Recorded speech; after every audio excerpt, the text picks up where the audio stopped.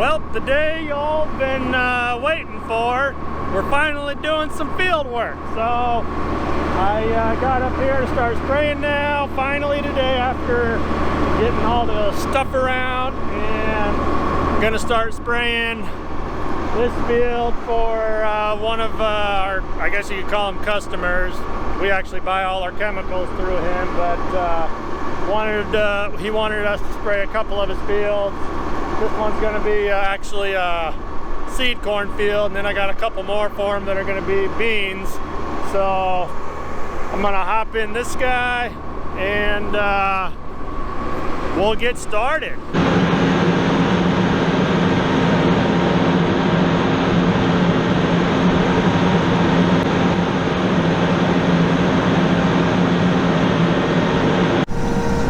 It never fails. Whenever I'm spraying for other people and I'm getting close to the end of the field, this field is supposed to be about 71, they said. I mixed for 73, and my gallons that it says I got left, getting down there about 50 or so.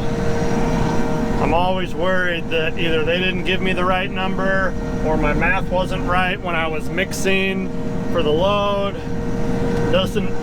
It never fails. Every single time I'm always worried I'm gonna run out at the end here, but when it's our own stuff, I don't worry quite as much, but we'll see.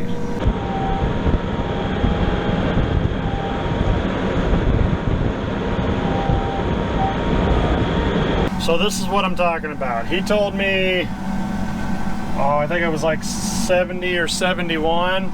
And so I think I mixed for like 73.3 or somewhere in there. Sometimes you might get a freckle more in the tank, it's not exact.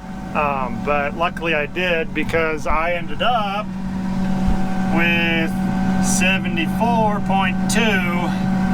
And I mean, you get some overlap on the map because I was going at an angle. So like,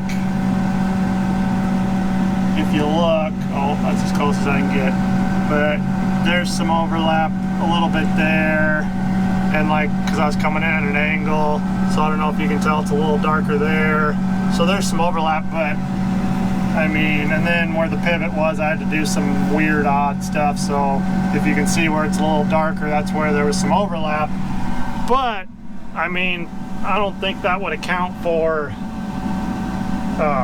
3 extra acres worth, so whatever, we got it done, everything ended up all right, so on to the next one. So this is the type of fields that I wish we had to spray all the time.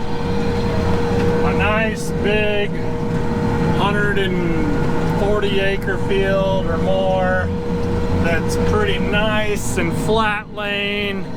I mean, the other field I did earlier was pretty much the same way, and that was 70 acres. I've got 80 acres done here so far. So what, that's 150, and I didn't get started actually until like, I don't know, 3 or 3:30, and it's like 7 now. So that's like 3.5 hours, give or take. And I've sprayed, what I say, 150 acres. That's pretty good. It helped that, you know, they're within a mile of each other. And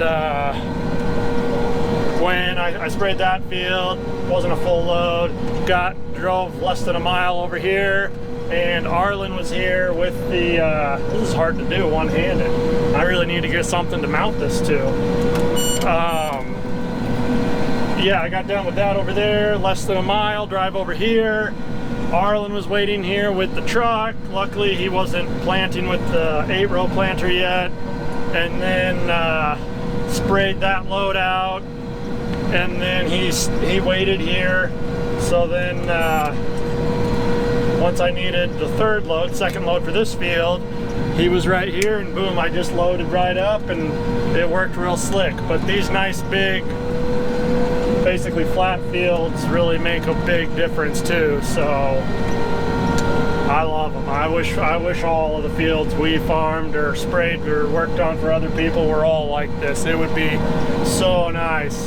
That's how the co-ops out towards this area where you have bigger, flatter fields.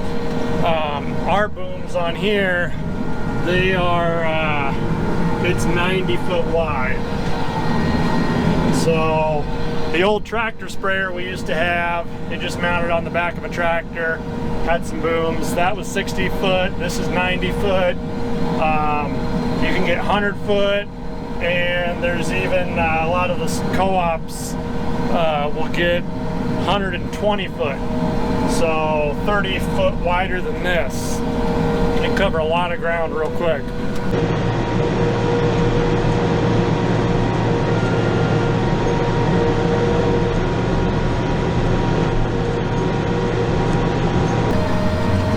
Well, I think the pivot there is moved out of the way far enough. It was, I didn't show you earlier, but it was pointing kind of not straight south, but kind of south west earlier. So that's one of the things you got to deal with too when you spray in the field. It's bumpy. It's got pivot. I mean, they're nice to have, but you gotta move them all the time when you're doing work out in the field. So you gotta run over here and to the panel that controls the pivot and turn her off.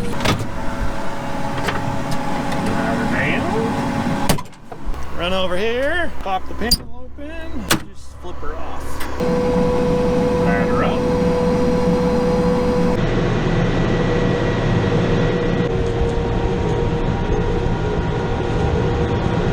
If I would have actually been able to get spraying earlier today, like I wanted, I would have been able to get all done with John here a lot earlier, but because of stuff that went on or I had to get ready or done, not the case. Or the last field I got to spray for him, it's only like 50 acres, but it's all the way back towards home. It took me, I don't know, about a half hour to drive over to here, maybe 45 minutes, somewhere in there. So by the time I get done with this, I still got another, I got 81 acres. I think it's like 135, give or take. So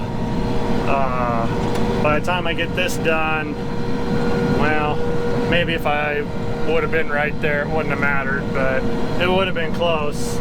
So we'll finish him up tomorrow. I'll get done here, then drive back home, and then in the morning tomorrow, fill up. I'll be able to get it with one load, head over there and knock him out, get him done. And the plan then was to go start working on our own stuff, but then John, this guy, like I said, we buy all our chemicals from him, a lot of other guys too. He's a seed dealer too, and there's a couple other guys that, brothers that farm together sort of, that they're actually right here, just a mile over that way. And he texted me when I started on this field and was like, oh, they're ready for you to start spraying their bean pre-spray. And I'm like, ooh, I don't know, I'm gonna have to talk to Dad and see, because we were planning on starting on our stuff, so I don't know, we'll see what happens tomorrow.